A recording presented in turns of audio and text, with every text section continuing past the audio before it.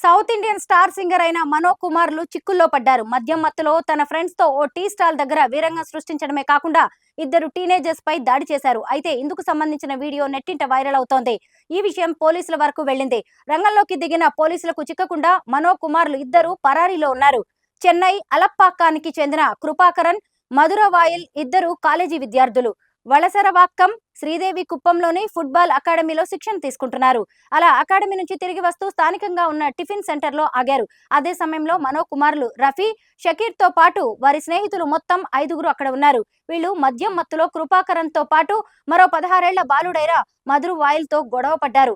ఇక ఆ గొడవ కాస్త ముదరడంతో ఆ ఇద్దరిపై దాడి చేశారు. ఈ ఘటనలో తీవ్రంగా గాయపడిన కృపాకరన్ కీలకం గవర్నమెంట్ హాస్పిటల్లో ట్రీట్మెంట్ తీసుకుంటూనే వలసరవాక్కం పోలీసులకు సింగర్ మనో కుమార్లు రఫీ, షకీర్, వారి స్నేహితులు విఘ్నేష్, ధర్మ, జహీర్ పై పోలీసులకు కంప్లైంట్ ఇచ్చారు.